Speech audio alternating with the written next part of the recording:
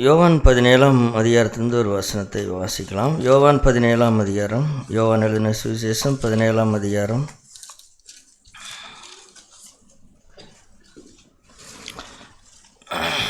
யோவான் 17ஆம் அதிகாரம் 3வது வசனம். ஒன்றான மெய் தேவனாகிய உம்மையும் நீர் அனுப்பினவராகிய இயேசு கிறிஸ்துவையும் அறிவதே நித்திய ஜீவன். இங்கே ஆண்டவர் இந்த உலகத்தை விட்டு போவதற்கு முன்பாக கடைசி அவர் ஜெபித்த ஒரு நீண்ட ஜெபம் இது. இதில் அவரே ஒரு முக்கியமான விஷயத்தை சொல்கிறார். நித்திய ஜீவன் என்றால் என்ன அப்படிங்கிறதற்குரிய விளக்கத்தை அவர் சொல்கிறார். ஒன்றான மெய் தேவனாகிய உம்மையும் நீர் அனுப்பினவராகிய இயேசு கிறிஸ்துவை அறிவதே நித்திய ஜீவன். இந்த பூமியிலே நாம் எதற்காக இருக்கிறோம் அப்படின்னு சொன்னால்,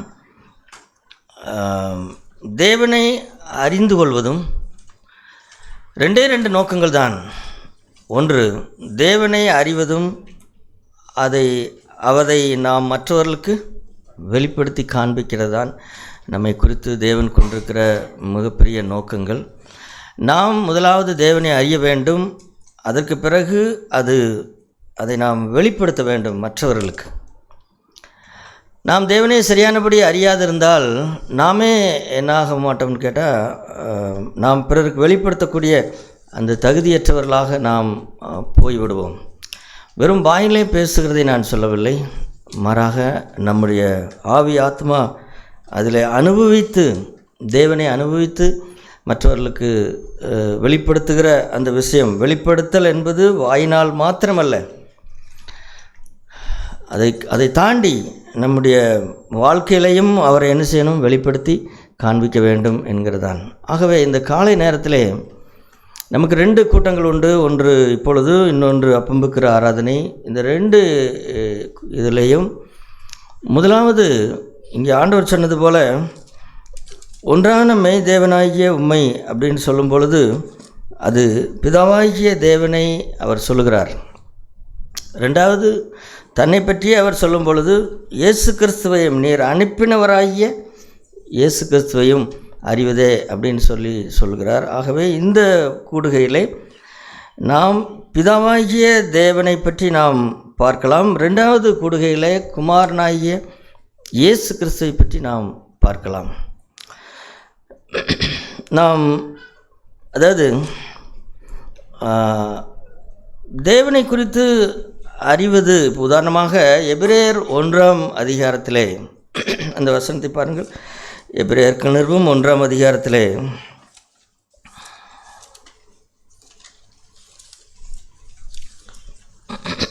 எபிரேயருக்கு நிருபம் 1ஆம் அதிகாரம், தேவன் அங்கே 1-2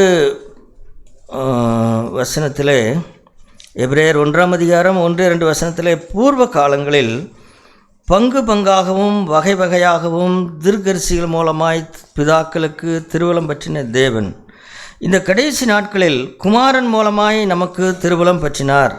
இவரை சர்வத்திற்கும் சுதந்திரவாளியாய் நியமித்தார். இவரை கொண்டு உலகங்களை உண்டாக்கினார். இங்கே ஒரு சத்தியத்தை நாம் இந்த இடத்துல நாம் பார்க்கிறோம். அது என்னன்னு கேட்டால், தேவன் ஆதியிலிருந்து அவர் தம்மை எப்படி வெளிப்படுத்தினார் அப்படின்னு சொல்லி இங்கே பார்க்கிறோம். பூர்வ காலங்களில் பங்கு பங்காகவும் வகை வகையாகவும் அப்படின்னு சொன்னால் வெவ்வேறு விதங்களிலே, வெவ்வேறு கோணங்களிலே தேவன் என்ன செய்தார்னா தன்னை வெளிப்படுத்தினார் ஜனங்களுக்கு. ஆதாமிலிருந்து ஆரம்பித்து நாம் பார்க்கிற வகை வகையாக இந்த உலகத்தின் ஜனங்களுக்கும் சரி, குறிப்பாக இஸ்ரேல் ஜனங்களுக்கும் சரி, அவர் தீர்க்கதரிசிகள் மூலமாக அவர், அதாவது ஆதி காலத்திலே தீர்க்கதரிசிகள் என்று சொல்லப்படுகிற காலங்களுக்கு முன்பாக இருந்தே அவர் தம்மை வெளிப்படுத்தி கொண்டே இருந்தார். அதற்கப்புறம் ஆண்டவர் தீர்க்கதரிசிகள் என்று சொல்லி நியமித்து அவர்கள் மூலமாய் தன்னை காண்பித்தார். இப்படி காண்பித்த எல்லா பகுதிகளையும் நாம் பார்ப்போம் என்று சொன்னால், அந்த பகுதிகள் எல்லாம் அது ஏதோ ஒரு அளவுக்கு தான் தேவன் தன்னை என்ன செய்தார், தன்னை ஜனங்களுக்கு காண்பித்தார் என்று நாம் சொல்லலாம். அது ஒரு முழுமையான காண்பிக்கப்படுதல் இல்லை பழைய ஏற்பாட்டில். பழைய ஏற்பாடு என்பது ஆதாம் தொடங்கி இருக்கிற அந்த காலகட்டத்தை நான் சொல்லுகிறேன். ஆதாம் தொடங்கி இருக்கிற காலகட்டத்தில் பல்வேறு இப்போ யோபு தேவனை பற்றி அறிந்திருந்தார், ஏனோக்கு தேவனை பற்றி அறிந்திருந்தார், நோவா தேவனை பற்றி அறிந்திருந்தார், ஆபிரகாம் தேவனை பற்றி அறிந்திருந்தார்கள். அதற்கப்புறம் மோசே, அதாவது முதலாக ஆண்டவர் தீர்க்கதரிசி என்று அழைக்கிறது ஆபிரகாமை அழைப்பார். அவன் ஒரு தீர்க்கதரிசி, அவனை அனுப்பிவிடு அப்படின்னு சொல்லும் பொழுது அதற்கு முந்தைய காலமாக இருக்கலாம், அதற்கு பிந்திய காலங்களாக இருக்கலாம். இப்படி எல்லா காலங்களையும் நாம் பார்த்தோம் என்று சொன்னால் தேவன் ஒரு அளவுக்கு ஆண்டவர் அவர்களுக்கு வெளிப்படுத்தினார் தன்னை குறித்து. தான் யார், தான் எப்படிப்பட்டவர், தான் என்னவாயிருக்கிறேன், தான் என்னத்தை விரும்புகிறேன் அப்படின்னு சொல்லி தேவன் அவரவர்களுக்கு யாரெல்லாம் அவரை உண்மையாய் தேடினார்களோ. நீங்கள் யோபு புஸ்தகத்தை படித்து பார்த்தீர்கள் என்று சொன்னால் புதிய உடன்படிக்கையில் எழுதியிருக்கிற அநேக சத்தியங்களை யோபு அந்த காலத்தில் என்ன செய்தார்? அவர் கை கொண்டார். அது ஒரு மிகப்பெரிய ஆச்சரியம். அந்த காலகட்டத்தில் அப்படியெல்லாம் இல்லை, அப்படிப்பட்ட அந்த அளவுக்கு மனதுள்ளவர்கள் இல்லை. ஏனென்றால் அவர்களுடைய மனதானது அப்படி கடினமுள்ளதாக இருந்தது. இஸ்ரேல் ஜனங்களுடைய மனதே கடினப்பட்டதாகத்தான் இருந்தது. ஆகவே தான் ஒரு அளவுக்கு மேலே தேவன் அவர்களுக்கு அவர் எதையும் கட்டாயப்படுத்தவில்லை. உதாரணமாக அவர்கள் பல திருமணம் செய்தார்கள். இதெல்லாம் அல்லது ஒரு மனைவியோடு கூட வாழ முடியாமல் அவர்கள் வேறொரு திருமணத்தை செய்தார்கள். இதெல்லாம் அவர்களுடைய கடினத்தன்மையினால் உண்டான காரியங்கள் தான். ஆனால் யோபை பாருங்கள், அந்த காலகட்டத்திலே ஒரு புதிய உடன்படிக்கையின் தரத்தை அவர் வாழ்ந்தார். மலை பிரசங்கத்திலே சொல்லப்பட்ட அநேக வசனங்கள் அவருடைய வாழ்க்கையிலே அந்த காலத்திலேயே அவர் நிறைவேற்றியிருக்கிறார். பாருங்கள், வார்த்தையின்படி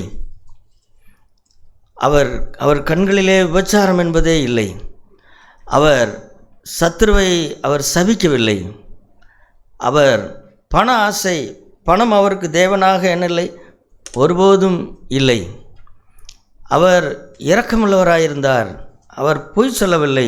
இப்படி என்று நாம் பார்க்கிற யோபுடைய வாழ்க்கையை பார்க்கும் பொழுது அது மிகவும் அந்த புதிய உடன்படிக்கையின் தரத்திற்கு இருக்கிறது. இப்போ எப்படி இப்படி அவரால் வாழ முடிந்தது அப்படின்னு கேட்டான். தேவன் எந்த காலத்தில் இருந்தாலும் கூட சில காலத்திற்கு சிலதை மறைத்து வைக்கிறார் என்பது உண்மைதான். ஆனால் மற்றபடி நாம் பார்க்க போனால் யாரெல்லாம் அவரை முழு இதயத்தோடு கூட தேடுகிறார்களோ அவர்களுக்கு அவர் தம்மை காண்பிக்கிறார். தான் எப்படிப்பட்டவர் அப்படிங்கிறதை அவர் காண்பிக்கிறார். ஆகவே அந்த அறிதல் தான் யோபுவை அந்த அளவுக்கு அவரை வாழ செய்தது. அவரை உணர்த்தியது எது? அவரை நடத்தியது எது?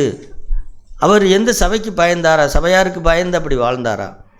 அல்லது வேத புத்தகம் அவர் கையில் இருந்தது, அதை படித்து அவர் வாழ்ந்தாரா? அல்லது மூப்பர்கள் ஏதாவது சொல்லிவிடுவார்களோ அப்படிங்கிறதுக்காக வாழ்ந்தாரா? இல்லை இல்லை இல்லை. தேவன் தேவன் தேவன் என்ன சொல்லுவார், தேவன் என்ன சொல்லுவார், தேவன் என்ன சொல்லுவார் அப்படிங்கிறதான் அவர் அந்த அளவுக்கு அவர் என்ன செய்திருந்தார்? தேவனை அறிந்திருந்தார். சகோதரர்களே, நாம் மனுஷரை குறித்து நாம் பயப்படுகிறோம். சில நேரங்களில் நம்முடைய பக்திக்குரிய வாழ்க்கை என்பது மனுஷருக்கு பயப்படுகிற பயத்தினாலே வருகிறதோ என்று நினைக்க வேண்டியதாக இருக்கிறது.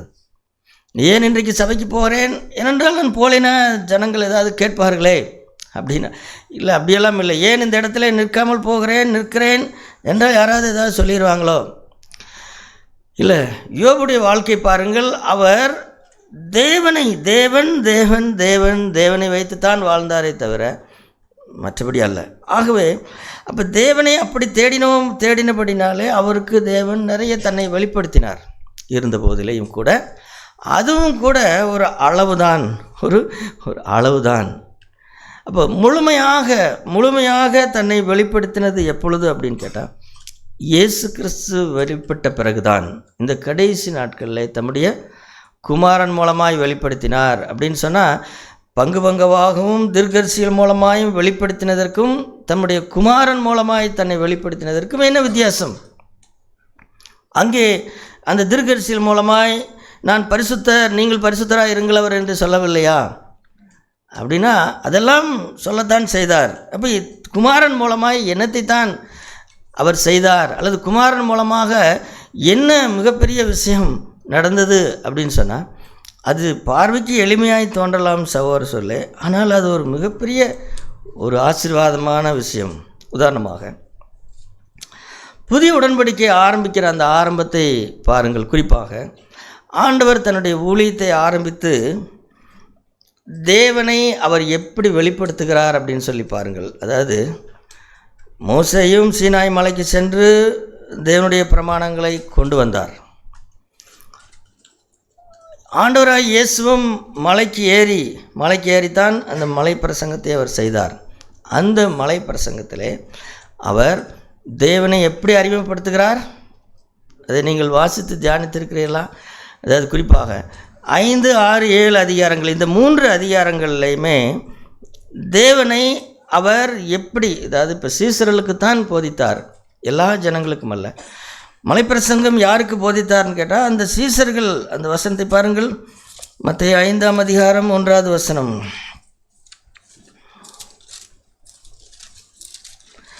மத்தேயு 5ஆம் அதிகாரம் 1ஆம் வசனத்தில் அவர் திரளான ஜனங்களை கண்டு மலையின் மேல் ஏறினார். அவர் உட்கார்ந்த பொழுது அவருடைய சீசர்கள் அவரிடத்தில் வந்தார்கள். திரளான ஜனங்கள் மலையின் பல்வேறு பகுதியில் உட்கார்ந்திருந்தார்கள். ஆனால் அவரோடு கூட நெருக்கமாக உட்கார்ந்திருந்தவர்கள் யார் அப்படின்னு கேட்டால் அவருடைய சீசர்கள் தான், அவருடைய சீசர்கள். இப்போ அவர் அதற்கப்புறம் அவர் அப்படியானால் முதல்ல அந்த சீசர்கள் தான் அந்த சீசத்துவ சத்தியத்தை அல்லது மலை பிரசங்கத்தியத்தை கேட்டார்கள். அதற்கப்புறம் தான் ஜனங்கள். ஏனென்றால் வந்த ஜனங்கள் அநேகம் ஆயிரம் பேராக இருந்தாலும் கூட நிறைய பேர் அவர் என்ன சொல்லுகிறார் என்று கேட்பதற்காக வரவில்லை. எதற்காக வந்தார்கள்? அவர்கள் தங்கள் நோய் நொடிகள் சவுக்கியமாவதற்கும் தங்கள் பிணிகள் மாறுவதற்கும் அவர்கள் வந்தார்கள். ஆயிரக்கணக்கான ஜனங்கள் அவரை பின்பற்றினார்கள். ஆனால் சீசர்கள் மட்டும்தான், அவர் சீசன் என்றால் என்ன? கற்றுக்கொள்பவன், பின்பற்றுபவன். சீசனுக்குரிய அடையாளம் அர்த்தம் என்ன? அவன் கற்றுக்கொள்வான், அவர் என்ன சொல்லுகிறார் என்பதை கற்றுக்கொள்வான், அதற்கப்புறம் என்ன செய்வான்? பின்பற்றுவான். பொதுவான ஜனங்கள் யார் அப்படின்னு கேட்டால் தங்கள் வாழ்க்கையில் ஒரு குறை இருக்கும், ஒரு வியாதி இருக்கும், ஒரு கஷ்டம் இருக்கும், ஒரு நஷ்டங்கள் இருக்கலாம், ஒரு பிசாசின் தொந்தரவுகள் இருக்கலாம். அதிலிருந்து விடுதலையாகி போவதற்காக வந்திருப்பார்கள். அப்படி ஆண்டவரை தேடி வந்தவர்கள் இருந்தார்கள். ஆகவே இந்த வித்தியாசத்தை நீங்கள் தயவுசெய்து புரிந்து கொள்ளுங்கள். இயேசுவினிடத்தில் வருகிற எல்லாருமே சரியானவர்கள் தான் என்று ஒரு காலம் எண்ணிவிடக்கூடாது. ஒரு கிறிஸ்தவ கூட்டம் நடக்கிறது என்று சொன்னால் அந்த கிறிஸ்தவ கூட்டத்திற்கு வருகிற எல்லாருமே அவர்கள் சீசர்கள் என்று சொல்லிவிட முடியாது. இல்லை, சில பேர் ஆண்டவரை நாம் பார்க்கிறோம், பல ஆயிரக்கணக்கான ஜனங்கள் அவரை பின்பற்றினார்கள். ஆனால் ஒரு இடத்துல ஆண்டவரே சொன்னார். என்ன சொன்னார்? அப்படி சொல்லுகிறது அவர் சொன்னது சரியா அப்படின்னு நமக்கு கேள்வி வரலாம். நீங்கள் அற்புதங்களை கண்டதினால் அல்ல, அப்பம் புசித்து திருப்தி ஆனதினாலே என்னை பின்பற்றுகிறீர்கள் அப்படின்னு சொல்லி அவர் சொன்னார். அப்போ மனுஷனுக்குள்ளே இருப்பதை அவர் அறிந்திருந்தபடினா அது ஒரு பாவம் அல்ல. அப்போ அதை அவர் கேலி பண்ணல, அதை கிண்டல் பண்ணல. அப்படி கிண்டல் பண்ணியிருப்பார் என்று சொன்னால் அவர் அற்புதம் செய்திருக்க மாட்டார். ஆமாம், தேவையோடும் பசியோடும் கஷ்டங்களோடும் வந்த ஜனங்களை பார்த்து மனதுருகி அவர்களை என்ன செய்தார்? அவர்களை சுகமாக்கினார். அதில் அவர் எந்த குறையும் வைக்கவே இல்லை. ஆனால் இது நடந்த பிறகு என்ன நடக்கிறது அப்படின்னு கேட்டால் அவர்கள் வியாதி சுஸ்தமானது, பிணிகள் நீங்கினது, அப்புறம் அவரவருடைய வீட்டுக்கு அவர்கள் போய்விட்டார்கள். ஆனால் இந்த 12 பேர் மட்டும்தான் அவரை என்ன செய்தார்கள்? பின்பற்றினார்கள். அவர்களிலும் கூட பல பேர், நீங்கள் யோவான் 6ஆம் அதிகாரத்தை எடுத்து படித்து பாருங்கள். கடைசி ஆக அவர் பேசின அந்த அப்பம்பிக்குதலையும் தன்னுடைய சரீரத்தையும் தன்னுடைய இரத்தத்தையும் குறித்து பானம் பண்ணுகிற விஷயத்தை பேசும் பொழுது கூட அவர்களிலேயும் கூட அவர் சீசரில் கூட என்ன செய்தார்கள்? அநேகர் இது ரொம்ப கடினமான உபதேசம், இது ரொம்ப கருகலான சத்தியம், இதை யார் பின்பற்ற முடியும் அப்படின்னு சொல்லிட்டு போயிட்டாங்க. ஆகவே கூட்டங்கள் வருகிற எல்லாருமே அதான் நன்றாக புரிந்து கொள்ளுங்கள். சீசன் என்றால் என்ன அர்த்தம்? கற்றுக்கொள்பவன், பின்பற்றுவன். வெறும் கற்றுக்கொள்கிறவன் மட்டுமல்ல.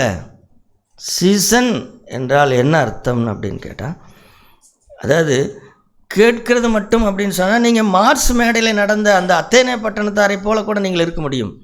அத்தேனே பட்டணத்தாருடைய சிறப்பு என்ன? அவர்கள் யார் வந்தாலும் உட்கார்ந்து சொல்லுங்கள், நாங்கள் கேட்குறோம், எங்களுக்கு புதிதான காரியங்களை கேட்டுக்கிட்டே இருக்கணும் அப்படின்னு அந்த கேட்குறதுல அவர்களுக்கு ஒரு அலாதி பிரியம். அது ஒரு நல்ல விஷயம் தானே. ஏன்னா அந்த காலத்தில் டிவி கிடையாது, செல்ஃபோன் கிடையாது. அதனால் யாராவது ஒருத்தர் வந்து ஏதாவது ஒரு தத்துவங்களையோ கதைகளையோ அல்லது அங்கே நடக்கிறது இங்கே நடக்கிறது ஏதாவது பேசினால் உட்கார்ந்து மணிக்கணக்காக கேட்டுக்கிட்டே இருப்பாங்க. இவர்கள் யார் அப்படின்னு கேட்டால் வெறும் கேட்கிறவர்கள்.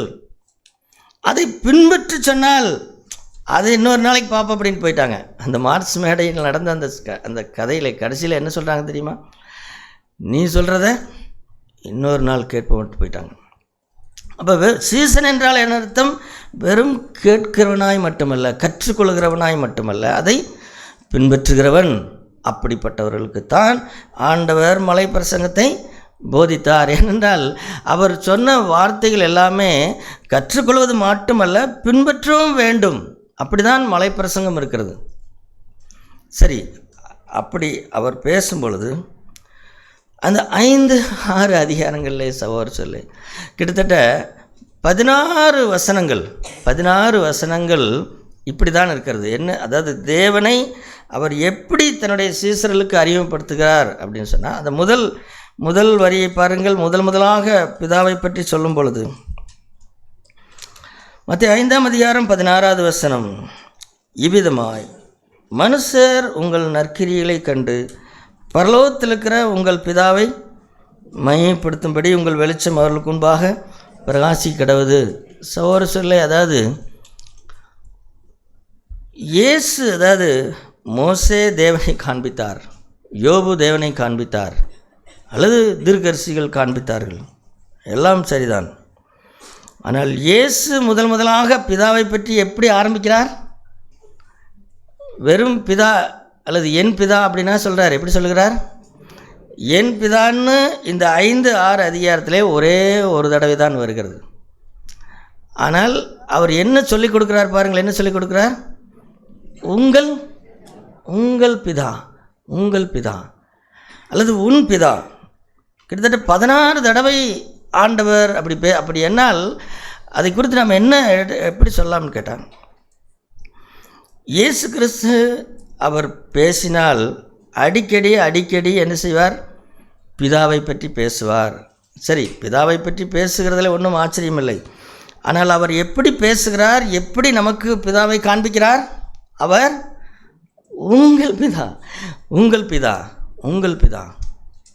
இந்த பிதா அப்படிங்கிற வார்த்தை சகோதரர் சொல்லி, இதுவும் கர்த்தர் தேவன் பிதா அப்படிங்கிற மாதிரி நமக்கு ஆகிவிட்டது.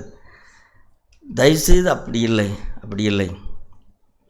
அப்போ தேவன் அல்லது இயேசு தேவனை எப்படி காண்பிக்கிறார்? நம்முடைய அப்பா என்றால் பிதாங்கிற மொழிபெயர்ப்பே கூட எப்படிப்பட்டது? அது ஏதோ ஒரு கனமான ஒரு கர்த்தர் தேவன் சர்வ வல்லவர் அப்படிங்கிற மாதிரி தான் இருக்குதே தவிர இல்லை. அவர் அப்போ என்னென்னா, இயேசு கிறிஸ்து மூலமாக தேவன் தன்னை எப்படி நமக்கு காண்பித்திருக்கிறார்? ஒரு அப்பாவாக. யாரெல்லாம் நம்ம எல்லாருக்கும் தெரிந்த ஒரு வசனம் இருக்குமே, இயேசு கிறிஸ்து மேல் விசுவாசம் உள்ளவர்களாய் அவரை ஏற்றுக்கொண்டவர்கள் எத்தனை பேர்களோ அத்தனை பேர்களும் அவருடைய பிள்ளைகளாகும்படி அதிகாரம் கொடுத்தார். அவருடைய பிள்ளைகளானால் நான் யார்? அப்போ தேவன் எனக்கு யார்? எனக்கு அப்பா, எனக்கு அவர் அப்பா. அப்போ இதுதான் சகோதர சொல்லி இந்த யுகத்திலே அல்லது தேவனை பற்றி அல்லது புதிய உடன்படிக்கையிலே தேவனை பற்றி வெளிப்படுத்தப்பட்டிருக்கிற மிக மேன்மையான ஒரு விஷயம் அல்லது ஆசீர்வாதத்திற்கெல்லாம் ஆசீர்வாதமான சிகரமான விஷயம் எது அப்படின்னு கேட்டால், தேவன் எனக்கு இப்பொழுது யாராகிவிட்டார்? அப்பா. அவருடைய அப்பா. அவர் என்னுடைய அப்பா. ஆகவே தான் இந்த இயேசு கிறிஸ்து எப்பொழுதெல்லாம் சீசர்களுக்கு இதை ரொம்ப வலியுறுத்தினார். இதை சுட்டி காண்பித்தார். அவர் சொல்லுகிற போதெல்லாம் அவர் என்ன செய்தார்னு கேட்டால், அவர் பாருங்களேன், அந்த 5ஆம் அதிகாரம் கடைசி வசனத்தை பாருங்கள். 5ஆம் அதிகாரம் கடைசி வசனத்தில், ஆகையால் பரலோகத்தில் இருக்கிற உங்கள் பிதா பூர்ண சர்க்குணராக இருக்கிறது போல. 45ஆம் வசனம், நீங்கள் பரலோகத்தில் இருக்கிற உங்கள் பிதாவுக்கு, இந்த உங்கள் பிதா அப்படின்னு சொல்லுகிறதை பாருங்கள். 6ஆம் அதிகாரம் 1ஆம் வசனம், பரலோகத்தில் இருக்கிற உங்கள் பிதாவின் இடத்தில் பலன் இல்லை. 4ஆம் வசனம், 6ஆம் அதிகாரம் 4ஆம் வசனம், அப்பொழுது அந்தரங்கத்தில் பார்க்கிற உன் பிதா. அப்போது பரலோகத்தில் இருக்கிற தேவன் இப்பொழுது எனக்கு யாராக மாறிவிட்டார், அல்லது பரலோகத்தில் எனக்கு யார் இருக்கிறார்கள் இப்பொழுது? அப்பா, என்னுடைய அப்பா இருக்கிறார். சகோதரர்களே, இது எனக்கு தெரியாதா அப்படின்னு நீங்கள் கேட்கலாம். அதான் சொல்கிறேன், இல்லை, நமக்கு தெரியும் தான், இந்த மாதிரி பிரசங்கத்தை எல்லாம் கேட்டிருக்கிறோம், தெரியும் தான். ஆனால் உண்மையாகவே இயேசு கிறிஸ்து அவர் எப்படி தன்னுடைய அப்பா அப்படிங்கிற பாதுகாப்பில் அவர் எப்படி இருந்தாரோ அப்படி உண்மையிலே நாம் இருக்கிறோமா? அப்படி இருந்தால்தான் நான் தேவனை அறிந்திருக்கிறேன் என்று அர்த்தம். அப்படி இல்லாமல் இருந்து கொண்டு நான் பாட்டுக்கு இருப்பேன் என்று சொன்னால் அது எப்படி ஆகிவிடும்னு கேட்டால், அது ஏதோ ஒரு அரசாங்கத்தில் நாம் வாழ்கிறோம், தேவனுடைய அரசாங்கத்துக்கு கீழே வாழ்கிறோம். இப்போ எப்படி நம்முடைய தமிழ்நாடு அரசாங்கம் இருக்கிறது, இந்திய அரசாங்கம் இருக்கிறது, ஏதாவது ஒரு குறை இருக்கும் என்று சொன்னால் ஒரு மனு கொடுக்குறோம், அந்த மனுவுக்கு அவர்கள் பதில் கொடுக்கிறார்கள். சில நல்ல அரசியல்வாதிகள் மக்களுடைய தேவைகளை அறிந்து பூர்த்தி செய்கிறார்கள், நல்லது, நாம் மக்களும் சந்தோஷமாக இருக்கிறார்கள், எல்லாரும் சந்தோஷமாக இருக்கிறார்கள்.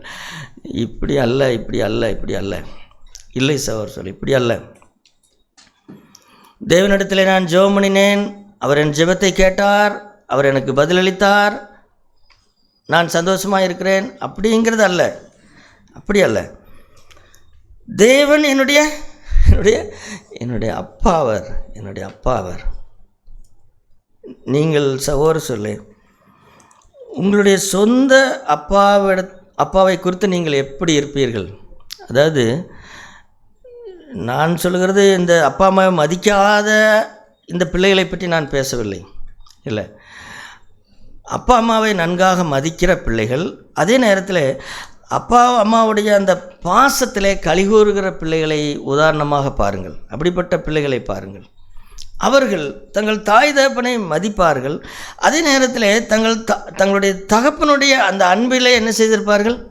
மகிழ்ந்திருப்பார்கள். ஒரு ஒரு ஒரு ஒரு நல்ல தகப்பனை உடைய ஒரு மகன், அவன் எதற்காவது கவலைப்படுவானா?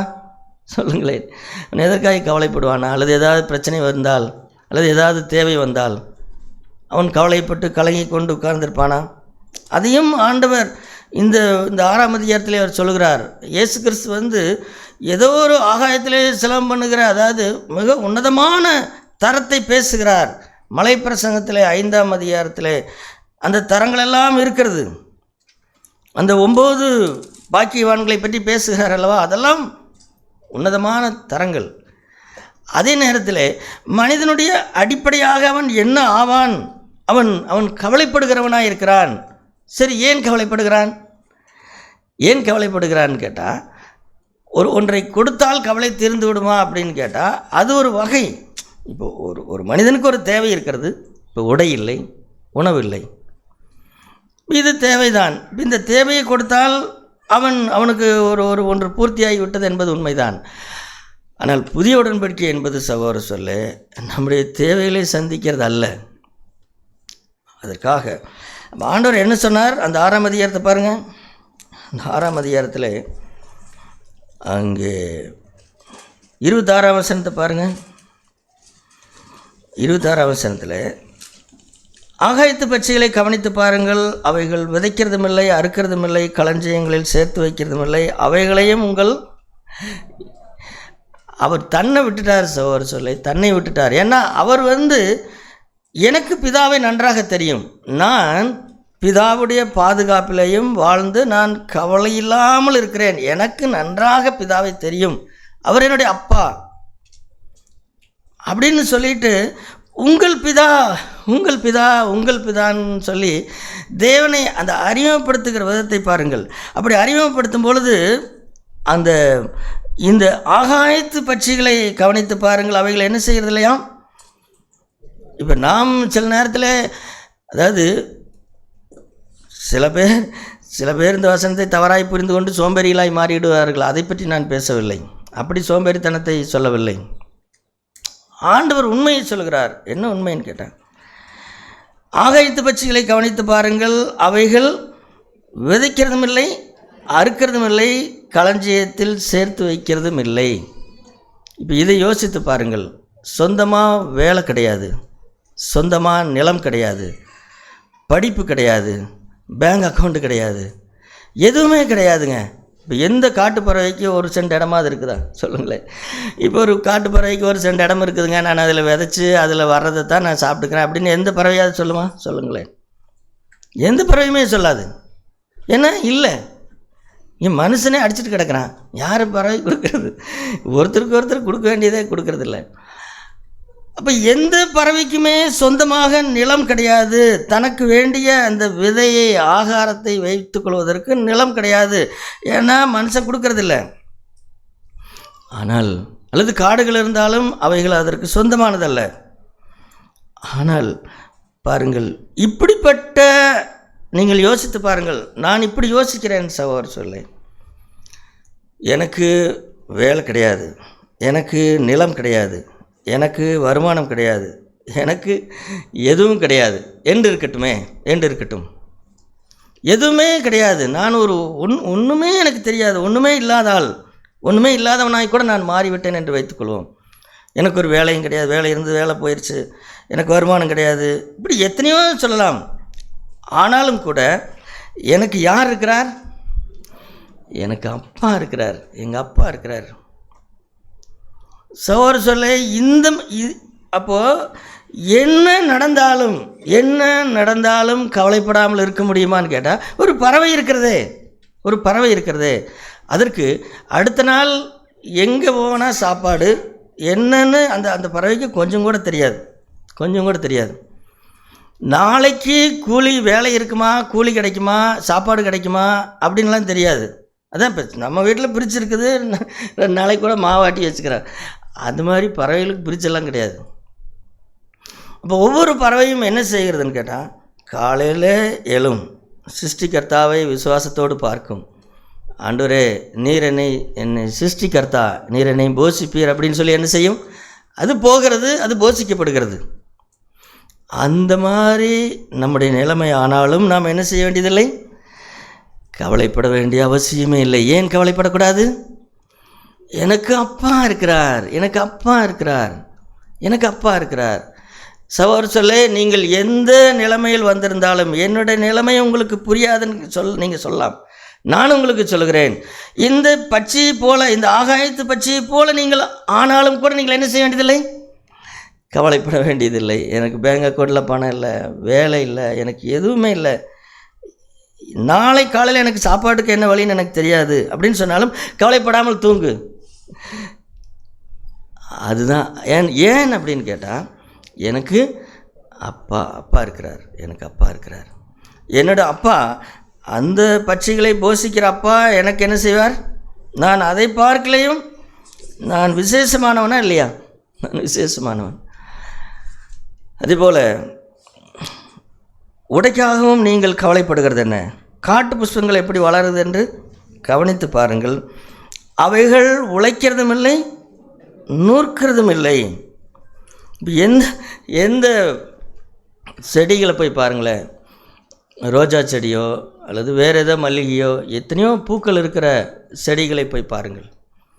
அவைகள் என்ன செய்கிறது இல்லைன்னு கேட்டால், அவைகள் எந்த மில்லையும் போய் எனக்கு இது வேணுமா அது வேணுமா அப்படின்னெல்லாம் அவைகள் உழைக்கிறதும் இல்லை, நூற்கிறதும் இல்லை. ஆனால் அங்கே என்ன சொல்கிறார் என்றாலும், சாலமோன் முதலாய் தன் சர்வ மகிமையிலையும் அவைகளில் ஒன்றை போலாயிலும் என்ன செய்யலை? சாலமோன் சகோதரர் சொல்ல, அவர் எக்கச்சக்கமான காசு இருந்தது அவருக்கு. அதனால் அவர் சாதாரண புடவையெல்லாம் கட்ட மாட்டார். எங்கேருந்து புடவை வாங்குவார்? சவாரிகள் சொல்லுங்களேன். சகோதரிகள் அந்த வசனத்தை படிச்சிருக்கிறீங்களா? என்ன யாருமே படிக்கலையா? அப்படியா? எகிப்திலிருந்து புடவை வாங்கினாராம். யார்? சாலமோன். எகிப்திலிருந்து ஒப்பந்த கிரயத்திற்கு புடவை வாங்கினாராம். அவர் என்னதான் மகிமையாய் உடுத்தியிருந்தாலும் இதில் ஒரு பூ உடுத்தியிருந்தது போல் அவர் என்ன இல்லை, அவர் உடுத்த முடியலையாமா, ஒரு பூ. ஆகவே அருமையான சகோதர சொல்ல, எனவே தான் தேவன் பாருங்கள், ஒரு செடிக்கு, அதாவது ஒரு பூ இன்றைக்கி பூத்துருக்குது, நாளை காலையில் அது வாடி போகுது, அதுக்கு ஏற்ப இவ்வளோ டிசைன் பண்ணணும், இவ்வளோ கலர் கொடுக்கணும். சில ரோஜா பூக்கள் ஒரு வாரம் இருக்குது, அதுக்கப்புறம் அதுக்கு கலண்டு விழுந்துருது. ஆனால் அதுக்கு கொடுக்குற அந்த டிசைனு, அதற்குரிய அந்த ஒரே பூவில் வந்து எத்தனை கலர் இருக்குது தெரியுங்களா? அந்த மாதிரி நீங்கள் எந்த தறியில் நெஞ்சாலும் வராது. என்ன நீங்கள் ஒட்டு போட்டு தைச்சாலும், ஒட்டு போட்டு வேணால் ஒட்டு போட்டு தைச்சாலும் நீங்கள் அந்த பூவில் இருக்கிற அந்த பல கலரை நீங்கள் கொண்டு வந்துட முடியுமா? கொண்டு வர முடியாது. இன்றைக்கு இருந்து நாளைக்கு அடுப்பிலே போடப்படுகிற காட்டு செடிக்கு தேவன் இவ்விதமாய் உடுத்து வைத்தால் எனக்கு கொடுத்து வைக்க மாட்டாரா? அதனால் சகோதர சொல்ல, அதனால் வெள்ளைப்புடவை தான் கட்டணும்னு எதுவும் கிடையாது. இன்றைக்கு கிறிஸ்தவர்கள் இந்த தகப்பனுடைய இருதயத்தை தேவன் என்ன செய்கிறாருன்னு கேட்டால், கலர் கலராய் உடுத்து உன்னை நான் பலவர்ண ஆடை உடுத்தி உன்னை பார்க்கணுன்னு. இப்போ யாக்கோபு தன்னுடைய குமாரனாகிய யோசேப்பை ரொம்ப அதிகமாக நேசித்தார். அதனால் வெள்ளை துணி போட்டுட்டார் அவனுக்கு. சொல்லுங்களேன், இவனுக்கு வெள்ளை துணி வேண்டாம், நான் உன்னை ரொம்ப நேசிக்கிறேன், உன்னை என்ன செய்கிறேன், கலர் கலரா. ஒருவேளை அந்த அண்ணன் தம்பிகளுக்கு வேணால் ஏதாவது சாக்கு மாதிரி துணியை வாங்கி கொடுத்துருப்பாருன்னு நினைக்கிறேன்.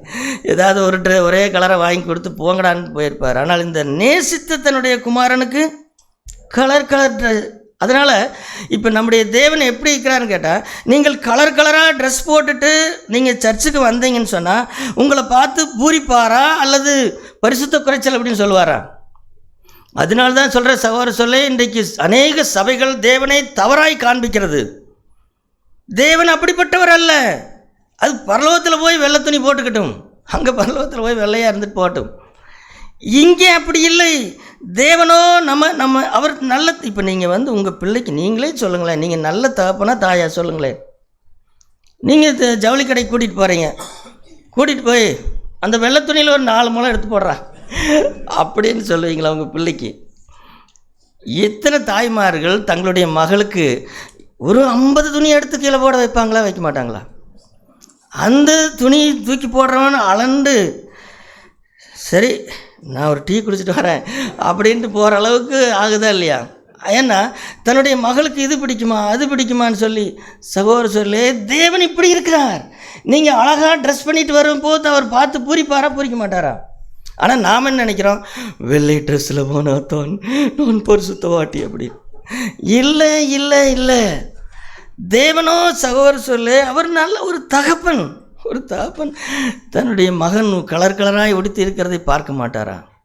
ஆகவே என்னுடைய அருமையான சகோதர சகோதரிகளே, நீங்கள்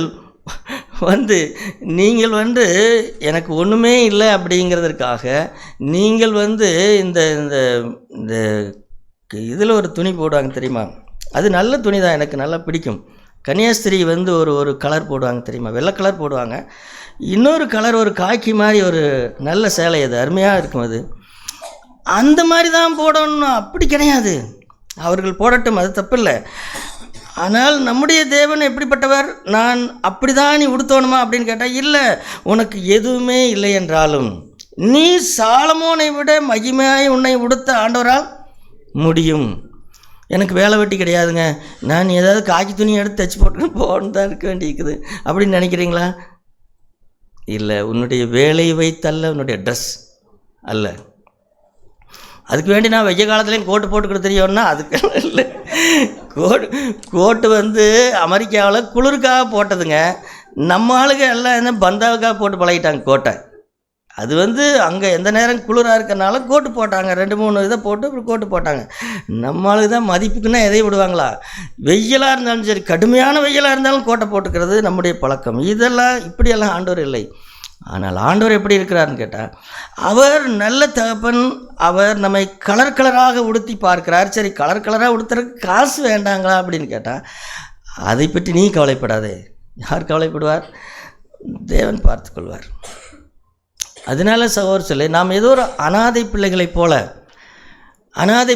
போல நாம் என்ன செய்ய வேண்டியதில்லைன்னு கேட்டால், இந்த ஜவுளி கடை பொம்மையை பார்த்து பொறாமைப்பட்டு கொண்டிருக்க வேண்டிய அவசியமெல்லாம் ஒன்றும் கிடையாது.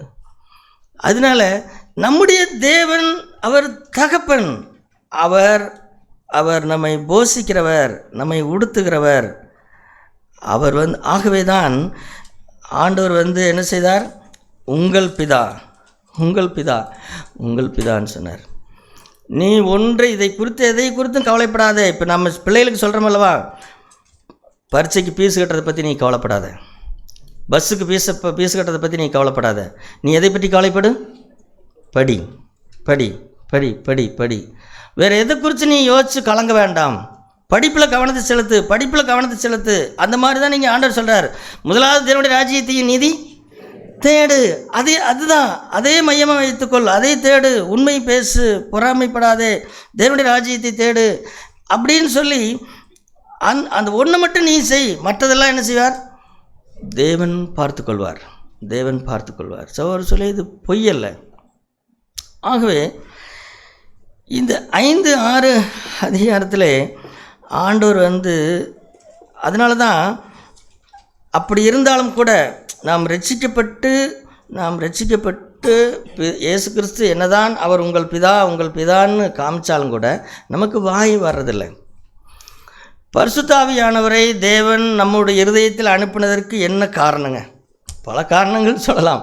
நான் பாவத்தை ஜெயித்து வாழ, நான் ஊழியம் செய்ய அப்படின்னு சொல்லி பல காரணங்கள் பரிசுத்தாவியானவரை பெற்றுக்கொள்வதற்கு சொல்கிறார்கள். ஆனால் முதல் காரணம் என்ன தெரியுமா?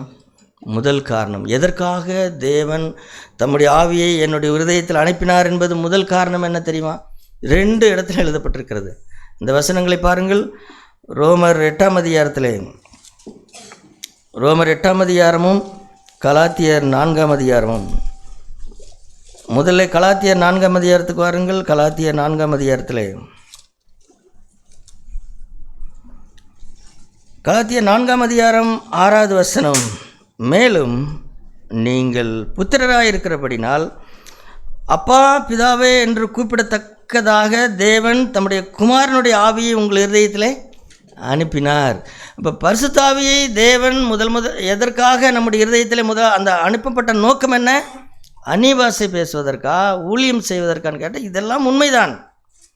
ஆனால் முதல்ல பரிசுத்தாவியானவர் வந்த உடனேயே, அவர் என்னை நிரப்பின உடனேயே எனக்குள் என்னத்தை கொண்டு வருவார்னு கேட்டால், அது வரைக்கும் தேவன் அவர் என் எஜமான், அவர் என் கர்த்தர் அப்படின்னு இருந்த நான் இப்பொழுது நான் எப்படி கூப்பிடுகிறேன்? அப்பா பிதாவே. அதனால தான் சகோதரர் சொல்லி பரிசுத்தாவியானவர் கூப்பிட சொன்னாலும் நாம் கூப்பிடாமல் வெட்கப்படுவோம். நாம் இல்லை, நீங்கள் உங்களுடைய தனி ஜெபத்திலே போய் உட்கார்ந்து கொள்ளுங்கள், மனதார கூப்பிடுங்கள். அப்பா. அதாவது வார்த்தைக்கு வார்த்தை இந்த கொஞ்சம் கொஞ்சமாய் சகோதரர் சொல்லி என் தேவனே, என் கர்த்தரே அப்படிங்கிறதெல்லாம் கொஞ்சம் கொஞ்சமாய் மறந்து விடுங்கள். அதற்கு பதிலாக என்ன பேச வேண்டும்? நாம் என்ன பழக வேண்டும்? அதாவது இந்த பொதுவான ஜெபத்தில் அப்படி பேச முடியாது, சிலர் பேசலாம். ஆனால் அந்தரங்க ஜெபத்தில் என்ன பேச வேண்டும்? அவர் எப்படி கூப்பிட வேண்டும்? பரலோகத்தில் இருக்கிற அப்பா நீங்கள் எப்படி இருக்கிறீங்கப்பா? பரலோகத்தில் இருக்கிறீங்கப்பா அப்படின்னு அந்த அப்பா. ஏன்னா இது நாமளே ஏதோ சொல்லி கொடுத்து சொல்கிற வேலையும் கிடையாது. அப்படியும் இல்லை. இது யார் சொல்லி கொடுக்குறார்? யார் இப்படி ஏவுகிறாராம்? பரிசுத்தாவியானவர் இப்படி கூப்பிடு, நீ பிள்ளையப்பா, நீ அவர் பாரு, அங்கே என்ன சொல்லப்பட்டிருக்கிறது? 7ஆம் வசனம். ஆகையால் நீ அடிமையாயிராமல் புத்திரனாக இருக்கிறாய், புத்திரனே ஆனால் கிறிஸ்து மூலமாய் தேவனுடைய சோதனை. நீ பிள்ளையப்பா, நீ குமாரன், நீ உனக்கு எல்லா சொத்துக்களும் உனக்கும் பங்கு இருக்குது. இயேசு கிறிஸ்துவுக்கு என்ன பங்கு இருக்குதோ அந்த பங்கு எனக்கு எத்தனை இருக்குது? எனக்கும் இருக்கிறது. அவர் எப்படி தேவனை அப்பா பிதாவே அப்படின்னு சொல்லி வாயார கூப்பிட்டு அந்த மாதிரி பரிசுத்தாவியான. அதனால தான் சகோதரர் சொல்லி பரிசுத்தாவியானவர் என்பது முதல்ல நம்முடைய தனிப்பட்ட பக்தி விருத்திக்காக கொடுக்கப்படுகிறார். நம்முடைய தனிப்பட்ட பக்தி விருத்தி என்ன? தனிப்பட்ட முறையிலே பரலோக தேவனை அப்பான்னு கூப்பிடு. அப்பா. அதனால தான் சொல்கிறேன், என்னுடைய அனுபவத்தை சொல்கிறேன். நான் ஒரு சின்ன மனிதன், ஆனால் எனக்கு நடந்ததை சொல்கிறேன். நான் பரிசுத்தாவின் அபிஷேகத்தை பெற்ற பிறகு அந்த நாளில் இருந்து எனக்கு என்ன வந்து விட்டது தெரியுமா? நான் தனியாக இல்லை அப்படிங்கிற உணர்வு எனக்கு வந்து விட்டது. நான் அனாதை கிடையாது, நான் அனாதை கிடையாது அப்படிங்கிற உணர்வு ஆட்டோமேட்டிக்காக எனக்குள் வந்து விட்டது. சரி, இது யார் கொடுத்தது? தேவன், பரிசுத்த ஆவியானவர். அங்கே பாருங்கள், அந்த வசனத்தை பாருங்கள். அந்த ரோமர் 8ஆம் அதிகாரத்தில் அதை கொஞ்சம் விளக்கமாக எழுதியிருக்கும். ரோமர் 8ஆம் அதிகாரம்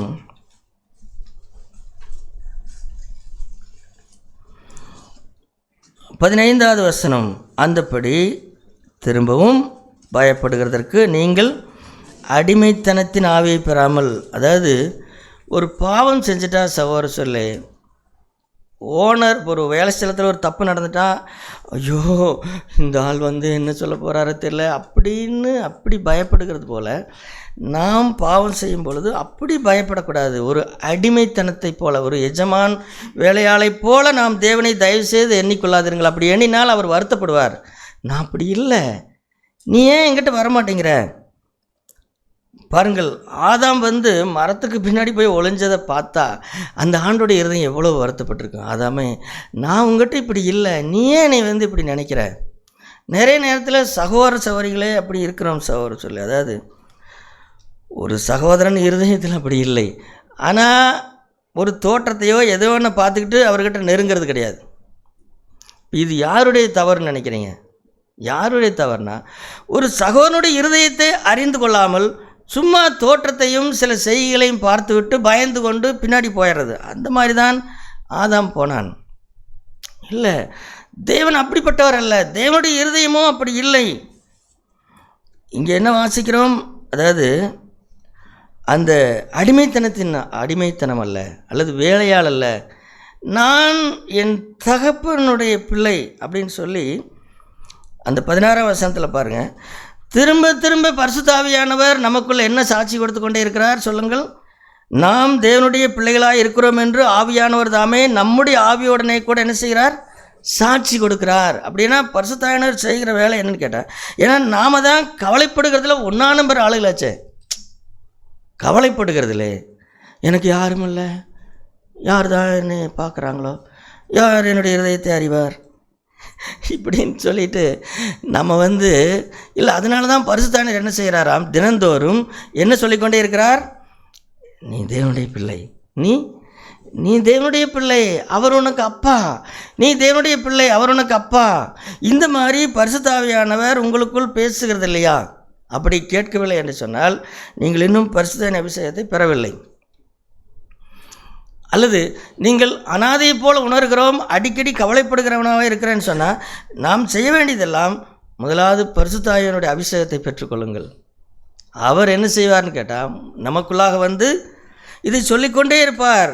நீ தேவனுடைய பிள்ளை ஆயிற்று, நீ தேவனுடைய பிள்ளை, நீ பாரப்படாதே. சகோதர சொல்லி ஒரு துளி கூட பாரம் இல்லாமல் கவலை இல்லாமல் எல்லாவற்றையும் அந்த அப்பா எனக்கு இப்போ ஒரு ஸ்கூலுக்கு போகிற பிள்ளைக்கு கவலை வராதா? வரும். ஸ்கூலில் ஏதாவது சொல்லியிருப்பாங்க, ஆனால் அந்த பிள்ளை என்ன சொல்லும்? அப்பா ஸ்கூலில் இதை சொல்லிவிட்டாங்க, இது வாங்கணும் மாமா, இந்த ஃபீஸ் கட்டணும் மாமா அப்படின்னு சொல்லிவிட்டு அந்த பிள்ளை என்ன செய்துவிடும்? மறந்துவிடும். அந்த பிள்ளை வெடிய அந்த பாடத்தையே படிக்காமல் அது அப்படியே இருக்குமா? இருக்கும். யார் இருப்பாங்கன்னு கேட்டால் அப்பா இல்லாத பிள்ளைகள் அப்படி இருக்கும், அனாதை பிள்ளைகள் அப்படி இருக்கும். அதனால அருமையான சகோதர சொல்லு, தேவன் நம்முடைய சொந்த அப்பா தகப்பன். இந்த நமக்கு கொடுக்கப்பட்ட பரிசுத்த ஆவியானவர் நம்மை அப்படி கூப்பிடும். அதனால தான் சொல்கிறேன், நீங்கள் ஆவியில் நிறைந்து ஜெபிக்கிறேன் அப்படின்னு சொல்லுகிறது நல்லது. ஆனால் ஆவியில் நிறைந்து ஜெபிக்கிறேன் என்றால் என்ன ஜெபிக்க சொல்லி ஆண்டவர் அந்த பரிசுத்தர் சொல்லுவார்? அவரை அப்பா, உன்னுடைய ஜெபமே மாறிவிடும்.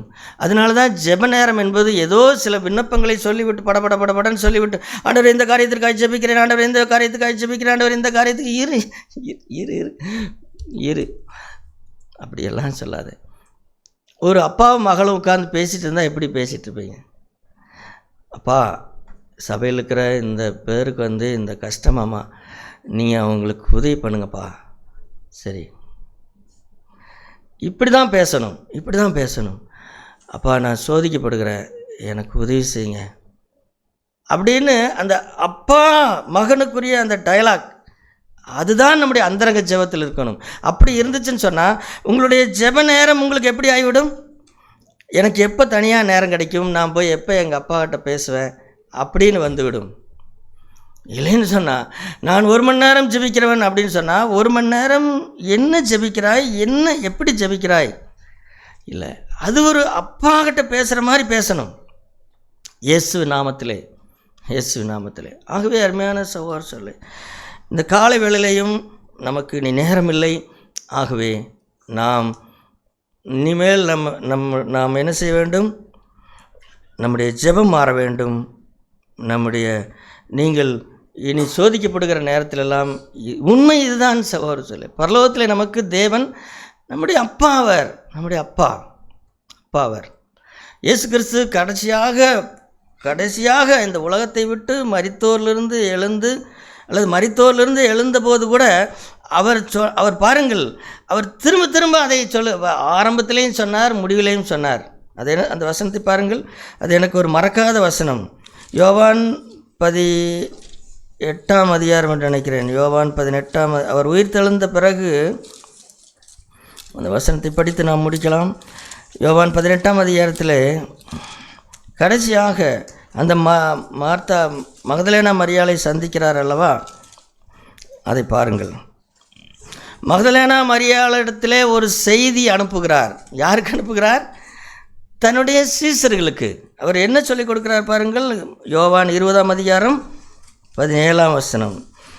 இயேசு அவளை நோக்கி, என்னை தொடாதே, நான் இன்னும் என் பிதாவினிடத்திற்கு ஏறி போகவில்லை, நீ என் சகோதரிடத்திற்கு போய். இங்கே இப்போ இயேசு கிறிஸ்து யாருன்னு சொன்னார் சகோதரர் சொல்லு, அவர் நமக்கு சகோதரர். ஆகவே அவரை ஏசப்பான்னு கூப்பிடக்கூடாது. சின்ன பிள்ளைகள் ஏசப்பான்னு கூப்பிடலாம், தப்பு கிடையாது. ஆனால் வளர்ந்த நீங்கள் ஏசப்பான்னு சொல்லாதீங்க. இல்லை, அப்பாங்கிறது யார்? என் பரமபிதா. அப்போ இயேசு எனக்கு யார்? இயேசு அவர் எனக்கு சகோதரர். அவரும் தேவனுடைய குமாரன், நானும் தேவனுடைய குமாரன். அதுதான் அவர் சொல்கிறார். என் சகோதரிடத்திற்கு போய் அவர் என்ன சொல்கிறார்? நான் என் பிதாவினிடத்திற்கும். திரும்பவும் பாருங்கள், என்ன கடைசியாக போகிற போதும் அதை வலியுறுத்திட்டு போகிறார் பாருங்கள். நான் போகிறது என் பிதாவிடத்திற்கு மட்டுமல்ல, அவர் உங்களுக்கும் பிதா அப்படின்னு சொல்கிறது பார்த்தீங்களா? அதனால அருமையான சகோதர சொல்லு, தேவன் இப்படி அறிகிற அறிவுதான் நித்திய ஜீவன். பிதாவை இப்படி, அதான் இது வார்த்தையின்படி நான் சொல்லவில்லை, நம்முடைய தனிப்பட்ட அனுபவமாக இதை நீங்கள் சோதித்து பாருங்கள். உங்கள் தனிப்பட்ட ஜெபத்திலே சோதித்து பாருங்கள். கவலைகள் வரும்பொழுது சோதித்து பாருங்கள். ஆமாம், அவரை அப்பான்னு கூப்பிட்டு பாருங்கள். அந்த அப்பான்னு கூப்பிடுகிறது உங்கள் ஆவிக்கு அமைதலை கொண்டு வருவதா இல்லையான்னு நீங்கள் பாருங்கள். கொண்டு வருதா இல்லையான்னு பாருங்கள். தேவன் நமக்கு உதவி செய்வராக. ஒரு சில சவர்கள் பகிர்ந்து கொள்ளலாம். பிறகு நாம் அப்பமுக்கு ஆராதனைக்கு செல்வோம்.